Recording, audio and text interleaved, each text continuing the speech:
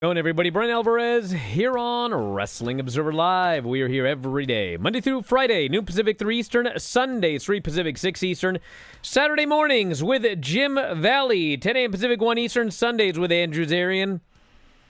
And it's Fun Friday here on the show, and you know what that means? We got a lot to talk about here today. Filthy Tom Lawler is going to be joining us in the next segment of the show, and we're going to talk about all the news. We're going to do all of the lineups. We got a lot of stuff still to come. SmackDown tonight, Against All Odds tonight, the Worlds Collide show tomorrow, Money in the Bank tomorrow, Raw on Monday with a world title match, which some people think is going to be a Money in the Bank cash-in. Could be. And another 4 hours of AEW on Wednesday. And NXT as well, which we can get to. But a lot to get into, and we're going to talk about all of the news here on the show, including health updates on a few people, Dalton Castle and Rebel, who I believe is still under contract to AEW. We're going to talk about a WWE House Show, which back in the day wasn't even news, but nowadays it is news. They're actually doing a house show. We'll talk about what's going on with Against All Odds tonight, and Karrion Kross and his contract status, and plenty more. If you would like to text us, 425-780-7566. That is 425-780-7566. F4WOnline@gmail.com, as well as F4W Online, Threads, Instagram, and Cameo. $10 cameos, everybody. What are you waiting for? At Bryan Alvarez on X and Blue Sky.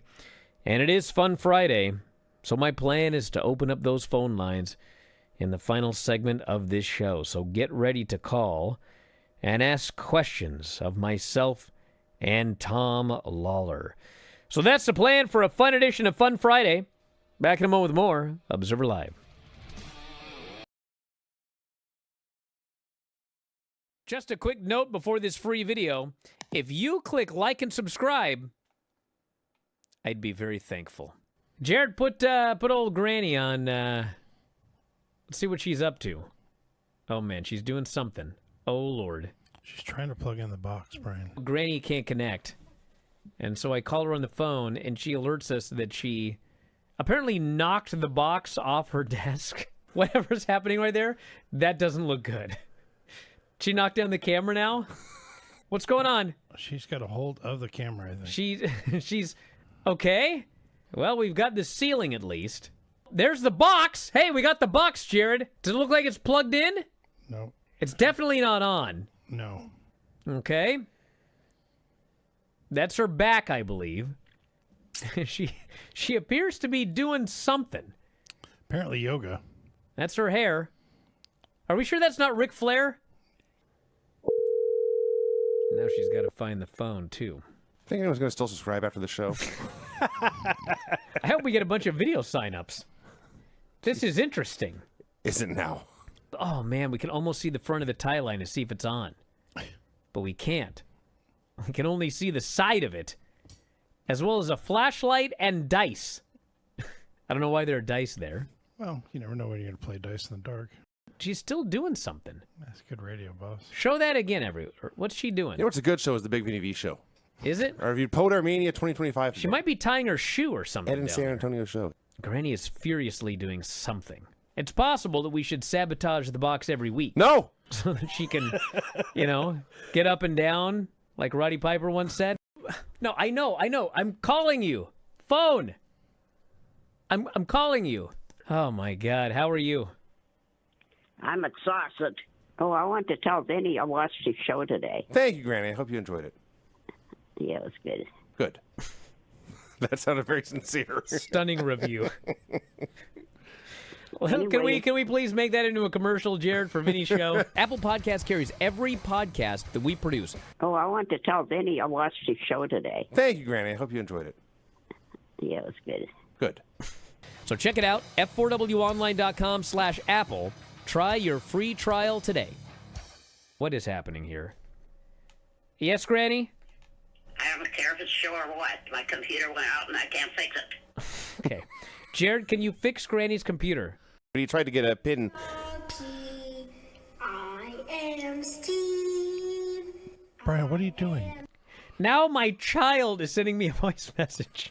Steel chicken jockey.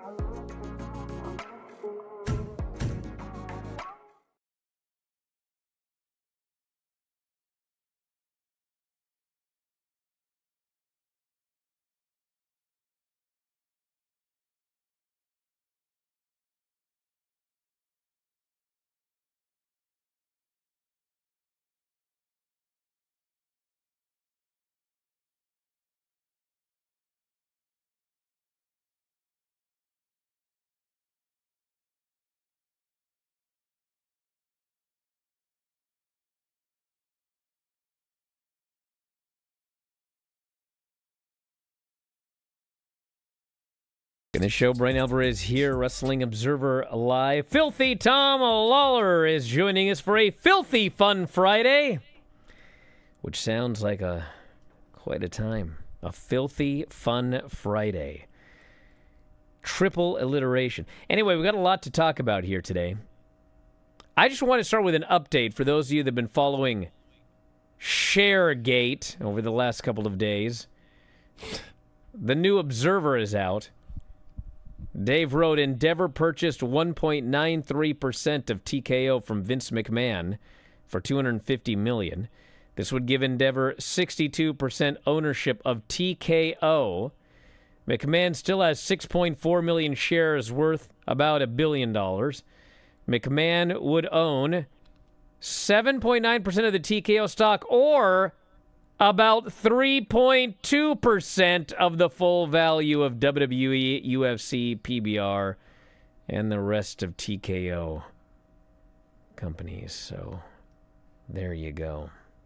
Well, thank you for the update. You're welcome. Because I was very confused You're after welcome. the previous show, but now things have been hammered out, and I understand. But I'm still looking to buy some of those Vince McMahon shares. Well, he's got everybody know I'm on the hunt. He's got 6 million left, so grab them while you can. Yeah, I heard they got a good rating today too. Well, things are looking up. A good rating? What do you mean, the stock? Yeah. Oh, okay. Well, I thought you were talking about ratings. Listen, I don't like to spend a lot of time on ratings because it drives everybody nuts. But sometimes it's important to say something about the ratings. And this is definitely an important week for it because they did Fyter Fest on Wednesday, 4-hour block of AEW, because they've got Dynamite on Wednesday, and they've got Collision on Saturday. But we got NBA playoff games, we got this, we got that, and so Collision has been preempted. It's been put late on Saturday night. It's been put Thursday. Thursday. So this week they put it on. They put it on Wednesday after Dynamite, and it is kind of an experiment. Obviously, I mean, if it ends up doing very well, I mean, we could end up getting permanent 4-hour blocks. I don't expect that to happen, but this 4-hour block did really well. I mean, as a 4-hour block, it did 655,000 viewers. So at 4 hours, it was up 3% from the 2-hour Dynamite last week. The third highest viewership for the 2-hour block since March 26, 2025. And if you compare how the second 2 hours did as compared to what normally is on after Dynamite, it did way better. It did not fall to the average, like the average on that channel in that time slot. It didn't fall to the average until 12:30. The last half hour was very slightly below the 12:30 to 1 average. And so they're doing another 4-hour block this coming Wednesday. And if this continues, man, I don't know. I mean, here's the thing. I talked about this with Vinny last night. So you guys remember when Raw went to 3 hours, and it was like, oh my God, 3 hours, that's way too long. and we were expecting oversaturation and the thing to collapse and lose viewers. Well, that eventually happened, but it took a year. The first year of 3-hour Raws did very well, and it was only after about a year that the thing started to go down. It was too much for people. So it's possible that this might be the answer here, at least for the short term. I don't want that. I can't handle 4 hours every Wednesday, but, I mean, there you go. Yeah, I hope not. It was just too much all at once, I don't know what the best day is. I was thinking about this earlier. I mean, obviously there's a lot of problems because of the prior contracts they have with I guess not the NBA going forward, but the NHL and other sports properties. But they need to hammer down a perfect time for this. And I really sure hope that it's not another 2 hours on Wednesday. Hey, can you do me a quick favor? Can you pull up the Money in the Bank lineup and do some quick predictions while I step aside for a moment? Yeah, no problem. I'll be back in 2 minutes. I'm going to hand the show over to Tom, everybody. Be right back. Yeah, thanks a lot, Brian, as I try to bring up this Money in the Bank WWE lineup that is taking place tomorrow. Before the show, Brian and I were talking, and I believe the AAA show, the Worlds Collide show, begins at 12, and this show must be taking place at, usually they start at 8 p.m. Eastern. So let me see if I can find this lineup for Money in the Bank, of course, which is proving to be harder than I could ever imagine. We have, for sure, the two Money in the Bank matches, which we've had qualifying for over the past month.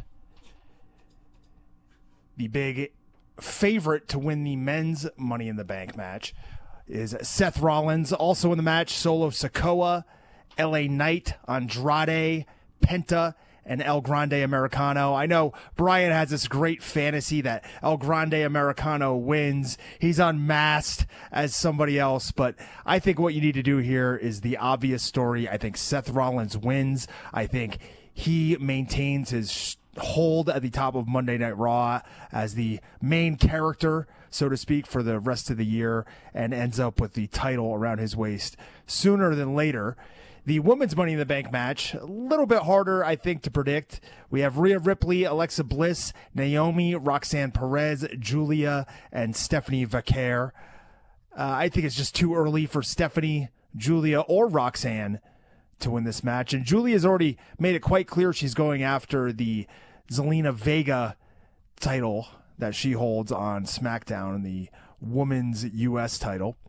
Also in this match, Rhea Ripley, Alexa Bliss, and Naomi. As I said, my pick to win is Naomi. I think Naomi wins this match. I think Jade Cargill takes the women's title from Tiffany Stratton sometime during the summer, and then Naomi cashes in and wins the women's belt. We also have a women's Intercontinental Championship match. Lyra Valkyria takes on Becky Lynch in a feud that has gone on for a few months now, at least since WrestleMania, as they were partners there. But Becky quickly turned on Lyra. Lyra still the Women's Intercontinental Championship title holder. They've been heating this up, brawling, doing promos, and they will get to this one-on-one match here. I think it's time. I think Becky walks away the champion and, in a way elevates this title before either Lyra wins it back from her or somebody else moves on up the card. And then we have the somewhat main event. I don't know if this will go on last, but we have John Cena in his retirement tour teaming with Logan Paul, the only other man in the WWE that has the hustle, loyalty, and respect to carry the company through the future, according to John Cena himself, Logan Paul. And they will take on the former champion, the American Nightmare, Cody Rhodes, and the Yeet Man, Jey Uso. I think Cody Rhodes and Why am Jey I even Uso needed here? are walking away the losers of this match. I don't know if John Cena's getting a win over Jay. I don't know if Logan Paul's getting a win over Cody Rhodes. I got no clue. But I think the team of Cena and Paul will be your victors. Brian, any predictions for Money in the Bank? Dude, I have a couple of people I do predictions with over Cameo. And man, I'm stumped, dude. I didn't ask about your height. I asked about the matches. Get out of here. Back in a moment, Observer Live.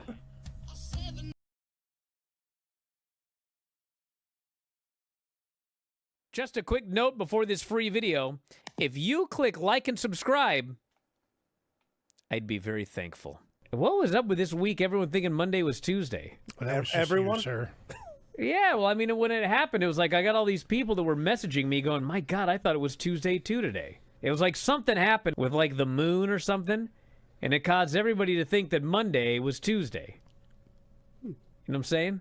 No. It's like, God, am I losing it? Yes. Have you ever lost something and gave up all hope before finding it in an obvious place? Yeah, my mind.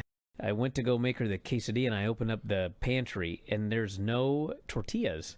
I looked down on the ground, and there's the package that they used to be in, but there's no tortillas. So I call Hanale over, and she says, well, I didn't know how to close the bag. Uh-oh. So I put them all in a box of light bulbs. I said, why did you put them in a box with light bulbs? Swear to God, she goes, if that box is good enough for light bulbs, it's good enough for tortillas. And I said, no, that's not worse. I open the box, these tortillas are hard as a rock. She is so your daughter. Crumbling to dust. It's insane. God. I lost my wallet at the Alamo Dome. The next day, I got a call from an usher that he found it. When I met up with him, everything was still in it. He refused to accept any money from me. Wow. Wow. I once lost my wallet in El Segundo. Lantian says Big Dave's sanity. Wow. Well, I mean, he found it then. It's right there. It's never lost. 99% of the time, no matter where I park, I always know exactly where it is. But there's always that 1% of the time where is my car? Dude. And it's like in a bizarre place. Like, what was going on? All right, Granny, what do we got? We need to buy you a machine that you speak into, and it converts your voice into text. Oh, my God. So you don't have to write it down anymore. Absolutely not. And then I think even better, we put that text into a text-to-voice app and have it read her. Oh, my God. Whatever. Stacy Keebler, her and Tori had a eggnog fight. Just a minute here. Okay. Lose my page. Then he I looks decided completely depressed over there. Take something from down below. Mind your own business. You're there like... Ray Kinsella builds a baseball field Field on of his Dreams. Kevin Costner. Baseball. James Earl Jones. If you build it, they will come. Iowa. Oh, all right. You didn't let me finish the question, Brian. She's right. Oh, she yells at me.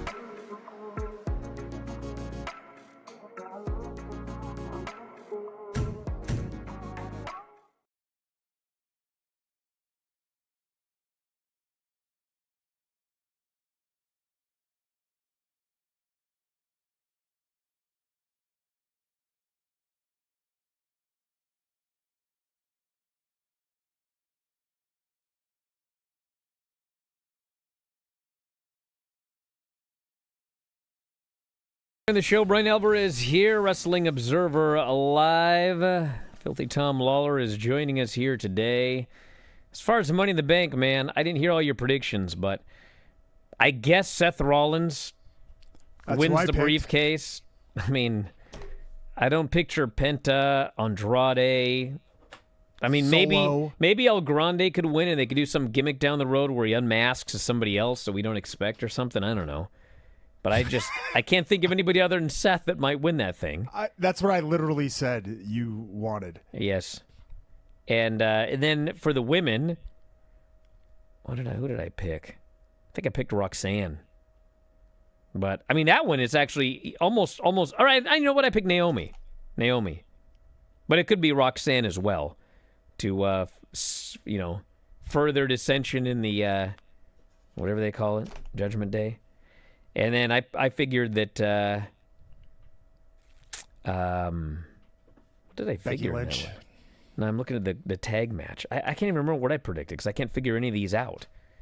It's like, I don't think Cena's going to pin Cody, or Cody's going to pin Cena. Maybe Jay pins Logan Paul. Nah, I think Cena pins Jay. Cena pins Jay? I guess you could do that, but then what are you going to do?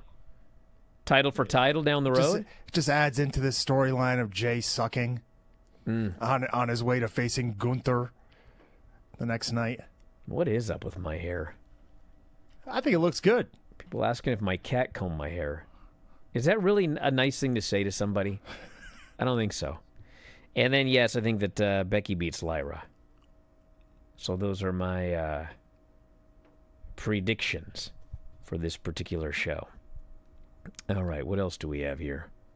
AAA, Worlds Collide. We do have. I'm trying to taking place before I'm trying that. to leave a couple of extra things just in case I need to take a call here. UFC 316. Hey, right actually, you know after what? That. Hey, you know what?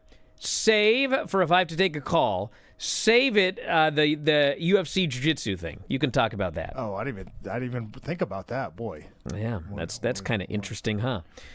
So this weekend, well, we've got tonight besides SmackDown, which I was gonna save the SmackDown lineup for Tom as well, but too bad. Cody Rhodes and Jey Uso confront John Cena and Logan Paul. So by the end of the night, we'll find out who's winning what tomorrow.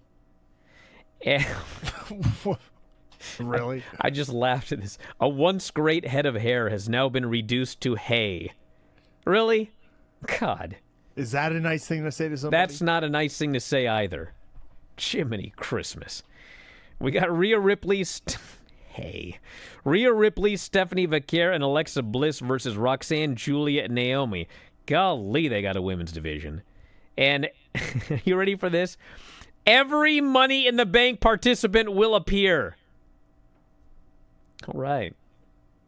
Well, I mean, all of the women's ones are in a match, so... I get mad at AEW for this. Bro, it's a 3-hour show, and we got 3 segments announced. We got one segment announced per hour. No, there's been another segment added. Oh, really? Oh, what LA is this? Knight will take on Aleister Black. Oh. All So we're gonna right. match. Live from the something Health Arena in Bakersfield. Yeah. Sorry. Hey, they're running a house show this weekend. Or not this Dignity weekend. Health. There's no dignity in Bakersfield. Who are they trying to kid? WWE's got a house show coming up at the American Bank Center in Corpus Christi, Texas, July 19th. Sandwiched between SmackDown in San Antonio and Raw in Houston. And, of course, this is in very, very close proximity to All In, 1 week afterwards, although they are several hours apart. And they've done virtually 0 house shows this year, like non-televised house shows.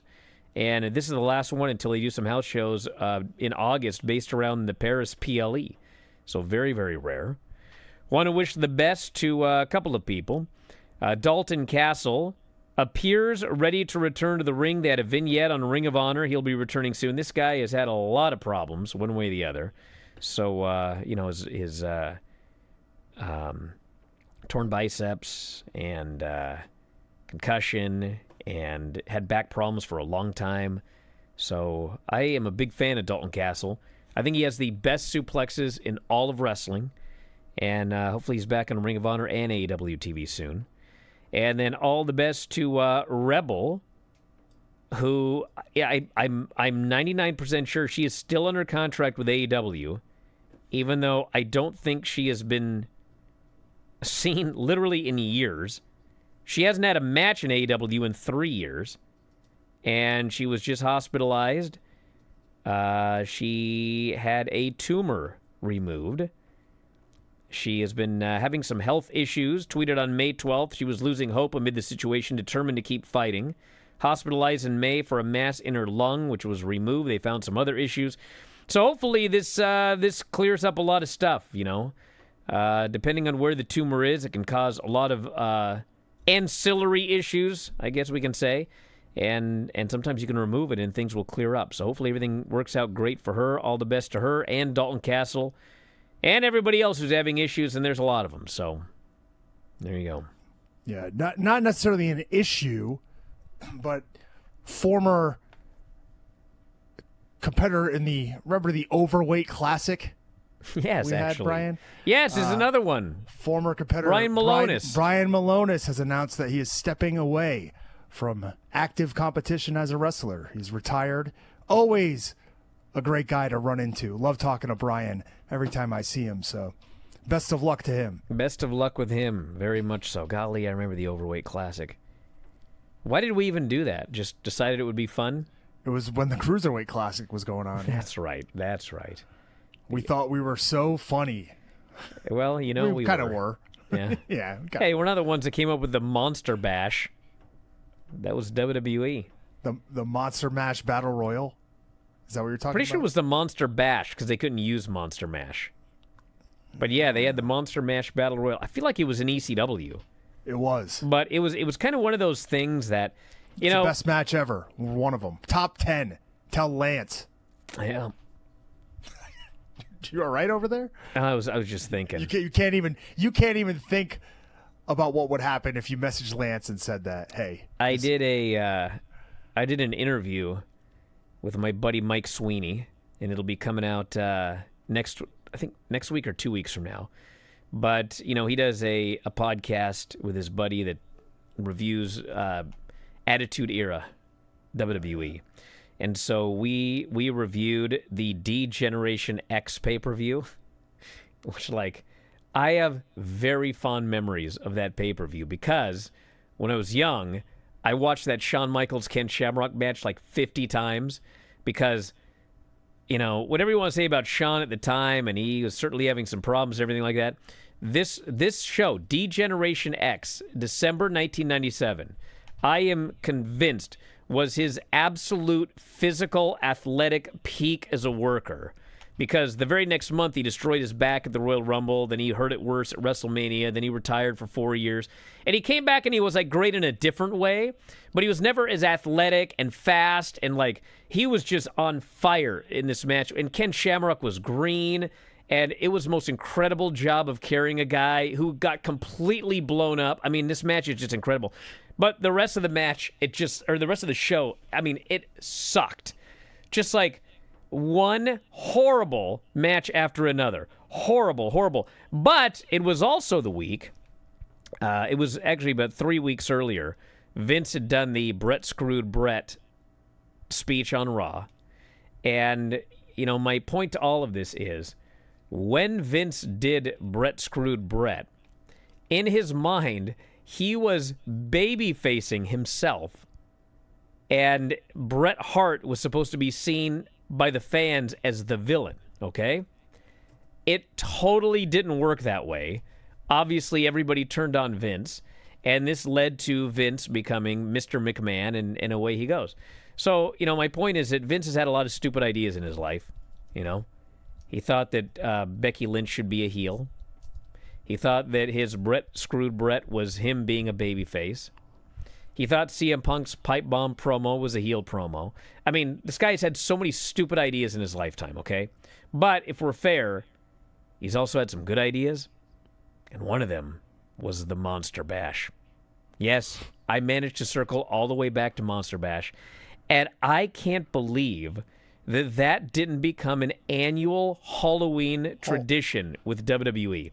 They should have done that every single year with the four biggest guys, Omos, Obafemi, you know, Shankly, whoever. Oh, gosh, Shankly. Baba Thunder. Sure, Babatunda, whoever. Do you remember what other... they had another random match. I think it was like virtually the same rules as the Monster Bash Battle Royal after the Royal Rumble where Stone Cold cheated to win, and they had that Final Four pay-per-view. Yeah. And who is in that? I think it's Brett. Vader is in there. Undertaker, for sure. And then there's one more. Maybe it's Sid. But I remember that match being awesome as well. Yeah. So, man, I wish they'd bring it back. Hey, you know, if anybody's listening, they can get the word to old Nick Khan and And old Paul, bring back the Monster Bash is an annual tradition every year. We need to talk to Dogfight. No? No. You Oh, they forgot do their already? own Monster Bash? Oh, yes. Yeah, but Jesus. it's not as fun, bro. It's not as fun. Back in a moment, Observer Live.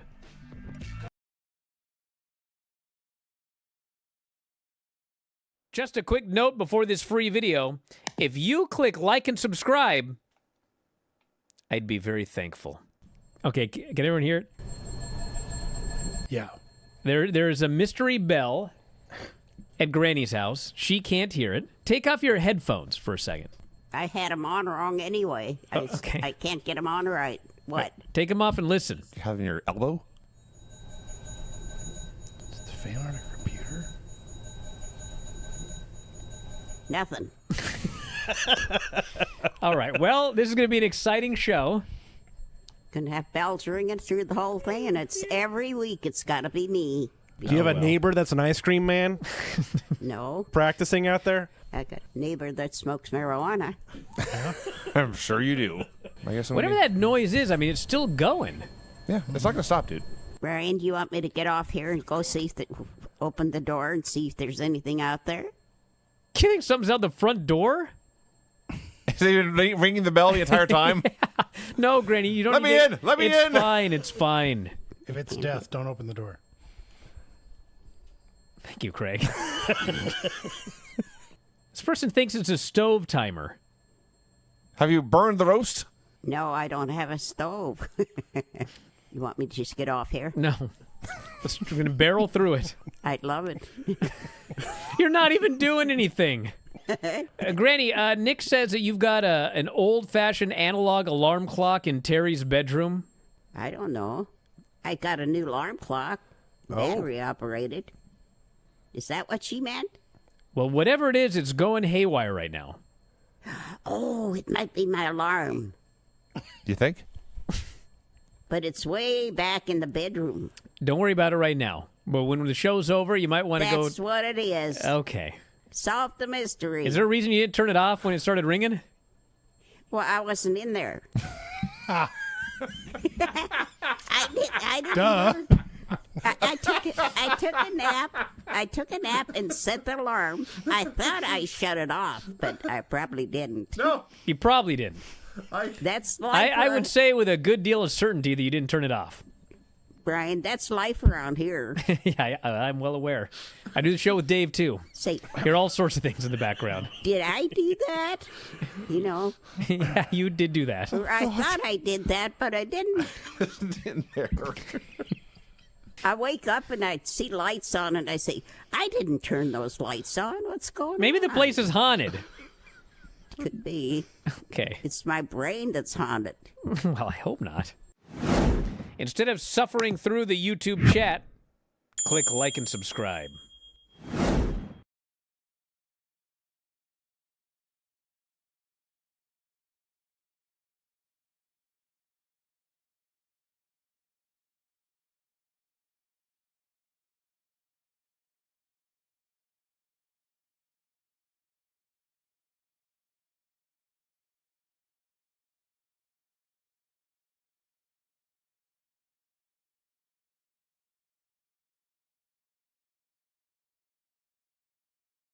Hey, listen, everybody. I got to take a quick call here. I'll explain it after a while.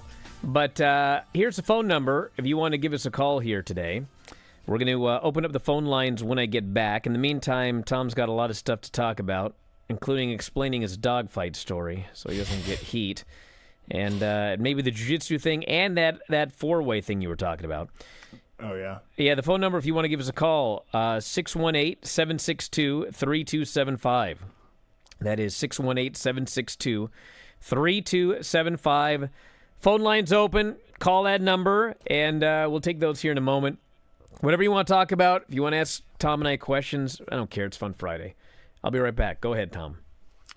Cool, yeah. So I don't want to get attacked after that last segment by people who don't know or haven't heard us talk about what dogfight is before. I'm not trying to get some a Michael Vick promotion going.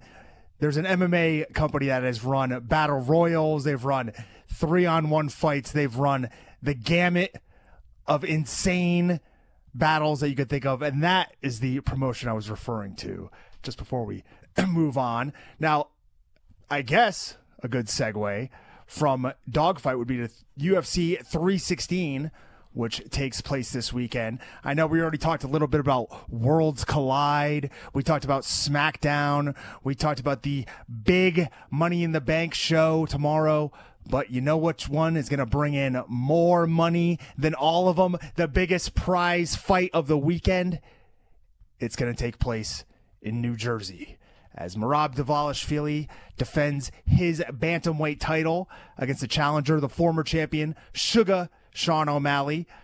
In the co-main event, Kayla Harrison challenges Juliana Pena for the women's bantamweight championship. Kayla Harrison, a big favorite, looks jacked beyond belief in the lead up to the fight. Looked like Skeletor on the scale at the weigh-ins. Will she be able to come back at 100% and get the win? We'll find out tomorrow. And then the rest of the card's solid, but those are the two big fights up top. Dvalishvili against Sean O'Malley, Pena against Kayla Harrison. And then in some news that's interesting to Brian and I, Yes. UFC also today announced UFC Brazilian Jiu-Jitsu, as they will be holding not only a reality show, the UFC Brazilian Jiu-Jitsu Road to the Title, which will air free on the UFC's YouTube channel starting Monday, June 16th at noon. But at the culmination of that, they will have title fights to crown the first ever UFC BJJ World Champions. They will have title fights at bantamweight 135, lightweight 155, and welterweight 170. So they're sticking with the same weight classes the UFC already uses. The super fight at the end of this will be between Mikey Musumeci and Harrison Gabriel, the two coaches of the UFC Road to the Title series. And it looks like they're trying to stake their claim not only in MMA, as we've seen. We've talked a bunch about Zuffa boxing, or TKO boxing maybe coming soon. But, hey, they got the jump on it with UFC BJJ starting June 16th. Do they have a really old, broken-down dudes division? Is that possible? I could make 135. Just not sure about, Could you beat Mikey Musumeci or Harrison Gabriel? I mean, I don't think so, but... Well, that's who's fighting for the title at 135, so... Right, let's go to the phones. You're on the air. Who is this, and where are you calling from? This is Philip Sandman from Simi Valley, California. Yeah, my main man, Sandman. What's up? Not much. Just was wondering if you feel that any time in the future or right now it's possible that any promotion could possibly pull off a tournament the way that they do it in the NHL or the NBA playoffs, do their formats right there, because currently they're doing it like, say, they would do to determine a Super Bowl champion in a one-match series. Do you think it's possible to pull off a multi-match series each round, or is that, do you think, too much for a viewer, or it's just seeing the same match over and over again? Well, I want to thank you very much for the call. Here's the problem. I don't watch any of these sports, so I don't even know how they do their tournaments. Brian, what he's saying is each round of the playoff system has a certain set number of games, right? So maybe the early round would be 5 games, a best-of-5 series, and then a best-of-7.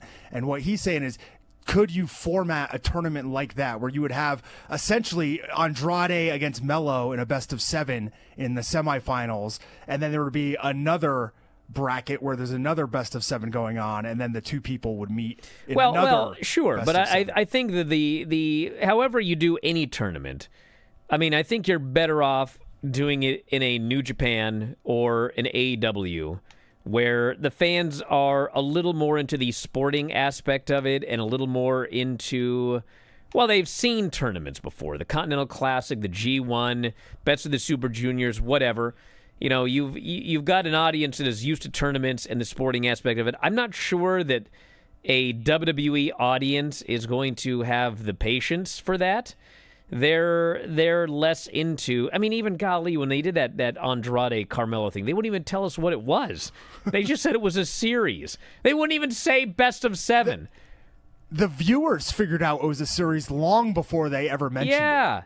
We talked about it ad nauseum. The fans in the arena knew they were just facing each other every week, trading wins back and forth. It was a massive pissing contest between the two of them. And then eventually, at the end, they're like, yeah, best of 7 with no winner, by the way. Still, I think the thing is that whatever you're going to do, your audience either needs to be ready for it at the time or you need to train them to be ready for it. It's not like people who watch WWE couldn't eventually be trained to appreciate tournaments. But right now they're not. And so you've given them one thing for a long time. I don't think that that's something that they would necessarily go for. AEW, more so. New Japan, absolutely. WWE ID just did like some weird double elimination tournament. And I don't know, can anybody follow that? Do they know what's going on? Brian, we didn't mention this yesterday either. WWE Evolve champion. Did you see the graphic? Jackson Drake from the Vanity Project. Wow, that's his name? I literally did not know until right now. It is one of the 5 people in the Vanity Project. Okay, good. Only 3 of them were on NXT Tuesday, but all right, let's go to the actually this is the international web browser line. You're on the air. Who is this? Actually, I know who it is. It's Joe from Sheffield. I even know his question, but go ahead, Joe. Wow. Hey there. So, 2 questions. One question is about submission finishes, particularly with baby faces. I feel like a lot of baby faces nowadays are they don't want to tap out to finishes. They'll much more often pass out, like Austin in WrestleMania 13. And honestly, I don't know about you guys, but I feel it kind of makes the finish feel a bit flatter and not as exciting. And I don't know if it's a case of like them wanting to like stay strong or whatever, but I think I don't think it'll make them look weak if they tap out. Well, 2 things. Number one, if you're talking AEW, WWE, I mean, this is the booker's choice. You know what I'm saying? I mean, they probably see it as a way to protect guys. Oh, he didn't tap, he just went out. I don't think the wrestlers are necessarily, I mean, maybe sometimes they're arguing it or whatever, but I think in general, it's not up to the wrestlers whether they tap or go out. And the funny thing is, we just actually had a wrestler tap out, like Gunther tapped out to Jey Uso. And the funny thing is, like, fans were mad about it. They were like, oh, they killed Gunther, he tapped out to this guy. And it's like, nah, he'll be fine. But you clearly have been trained, actually, to see the tap out as something devastating. Now, let me add to this. Yes, kind of on the flip side, because I know from my personal experience, if we're going to look at this from it's realistic real. From kayfabe point of view, right? I have been submitted in fights, and the first time I tapped out to a rear naked choke, and after that I said, I'm not tapping out again. I'm going to go out. I'm going out on my shield. And lo and behold, I went out on my shield.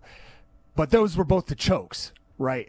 You have to think about the damage that's being done. I'm not going to be able to hold out on an extended arm bar. I'm not going to be able to hold out if my leg is being torqued 180 degrees and my heel's facing the opposite way. So chokes, it's a little bit more believable because, Brian, guys go out all the time in the gym just because they don't want to tap. So not good. Well, it's funny you say that because I think, but do you see what I mean though? By it feels like the finish is like a little bit flatter. Like I think it's overdone. Gunther, like tapping. Yeah, I think it's overdone as a finish. I agree with you there, and I think that you want the action of that tap. I thought, and we can use the example from Wednesday between Moxley and Moxley and Briscoe, but I thought that finish was flat because of the way that it came off. And, you know, Briscoe was just kind of like a dead body there, and there was no motion, there was no big action leading to it, and I think that it kind of hurt it with the crowd. Well, yeah, but I mean, somebody had the idea, which is actually a great idea, which is that it can't happen now because Moxley is the champion, but if Moxley loses the title at All In, and you build up this Briscoe thing, I mean, you could use these two, you know, going out but not tapping to build to an I Quit match with Briscoe and Moxley once Moxley no longer has a title, and Briscoe can either tap him out or have him say I quit if it's an I Quit match. And then, you know, Moxley beat him twice, but you know what? He never made that man give up. And Briscoe gets his revenge by making Moxley give up. That's great, but we see everybody not give up. Well, I know it is. You were correct. It is overdone, like many things in wrestling. It should be saved for when it's needed. Like, just like my final comment on that, like, just like what you guys said, like you brought up Gunther, and then the other person, like, and you brought up Moxley, and I remember when he tapped out in a Texas Death Match or something to Hangman, and both those times with Gunther tapping and Moxley tapping, it was just like the crowd erupted. Well, yeah, because you're seeing something visual. He's a bit overdone, like passing out and feeling a bit flat, and like just compare those reactions. I think it's night and day. But anyway,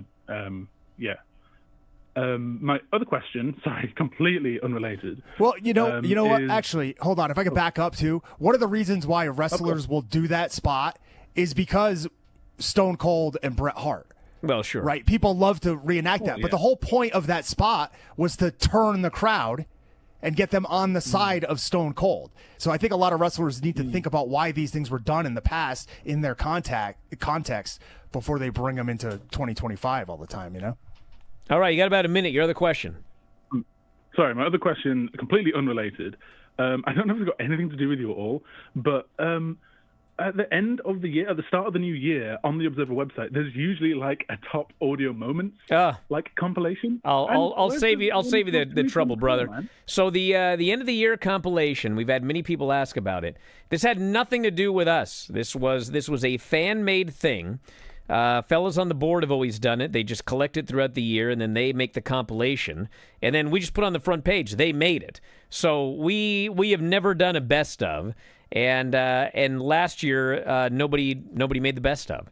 And this year, there is actually a thread. Someone has offered to do it this year, and there's a thread, like put your favorite moments from the show in the thread so that this guy can compile it at the end of the year. But no one's putting anything in. So if nobody puts anything in, there ain't going to be a best of show. So if you're listening to this and you've heard all these funny moments from the past 4 months, you better go back and find them and put them in that thread. Otherwise, there's not going to be a best of. But anyway, want to thank you very much for the call. Back in a moment, Observer Live.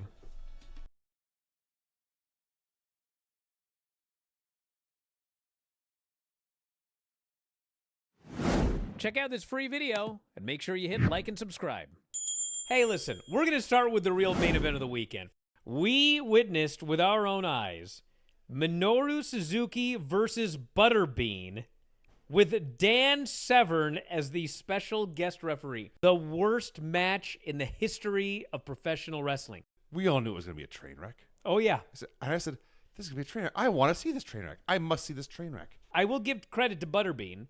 Butterbean was very, very fat, and I don't think that he could walk. And he spent a lot of time with DDP. Yes. Did a lot of DDP yoga. Yes. And DDP literally got him back on his feet. Yeah. The entire first round is just like standing there. And the brawling's kind of like, and Suzuki like throws, he finally gives him a good one. How'd you like that one? So Butterbean falls to the ground by holding onto the top rope, squatting down a little, grabbing the middle rope, squatting down a little further, and then he lays on the ground. The crowd's chanting "Fight Forever," which sounds like a horrible idea. Yes. So the ring announcer says, "Ladies and gentlemen, we have just heard from the special enforcer, Dan the Beast Severn. He has ruled that the match is a double countout." And the fans are like, "What? Boo!" And they're all angry. And I'm like, this is the most ballsy match I've ever seen. I heard a rumor that Suzuki was talking to someone before the show about this match. And he was like, "This match, very bad." And the person was like, "Minoru, dude, it's going to be fine. Like, you can do this. You're great. This match is going to end up fine." And Suzuki said, no. That was it. Okay. And I got in just in time to see Minoru Suzuki versus the sex doll. And people were very upset that I did not refer to the sex doll by her name. Yoshihiko. I have great respect for the sex doll as a non-person because the sex doll is not a person. But there's a reason. It's a doll. There's a reason. For sex. Is he going to wrestle a sex doll and have a better match with a doll than he had with Butterbean? And the answer is yes. Emphatically. The Butterbean match exposed the business much more than this match. Yes, in fact it did. The match with the sex doll was far more realistic. It was far more believable. It was far more credible. I swear to God, I'm not exaggerating or making this up.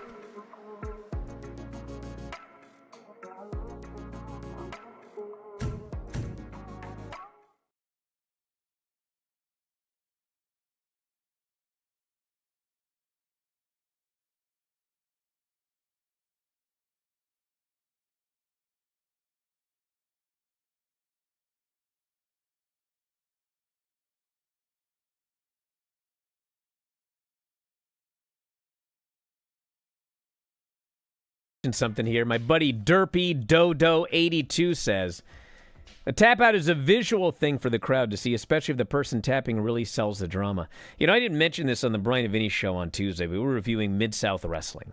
And the Mid-South Wrestling TV is in this little studio. It's just this little tiny studio. There's like, 40, 50 people there or whatever. But then obviously the TV was done to build these big events. And they had some clips on the show from when they had a show at the Superdome. And, yeah, it was just amazing watching it because you watch the guys work in a studio in front of TV cameras and in front of a small crowd every week, and they're just working or whatever. And then they cut to some footage of the same guys in the Superdome, and, man, these guys in the Superdome, when they sold, like, everything had to be boom and like all this, because, in a big building like that, which you were just doing it for the live crowd, it's like that guy way up there had to see what was going on. Whereas when you got to wrestle for the cheap seats. Yeah, you got to wrestle for the cheap seats. Nobody does that anymore. Nobody. Because everything now is you got a hard cam. Like all you do is wrestle for the hard cam. Or you wrestle, there's a camera right there, right in your face at ringside or whatever. And it's one of those lost arts in wrestling. But it was so amazing to watch. It was Buddy Landell, actually. Because you see Buddy Landell in the studio and he wrestles one way. And then there's Buddy Landell, the Superdome. And this guy is outrageous the way he's selling this stuff. And it was like, yep, you got to make it big. For that guy way up there who ain't got no binoculars and no big screen, he's got to be able to see what's happening. I think it's about time we need a new Nature Boy. What? Could be you, Brian. Oh, bring it back? Yeah. If Ric Flair wasn't Ric Flair, I'd do one last run as the Nature Boy.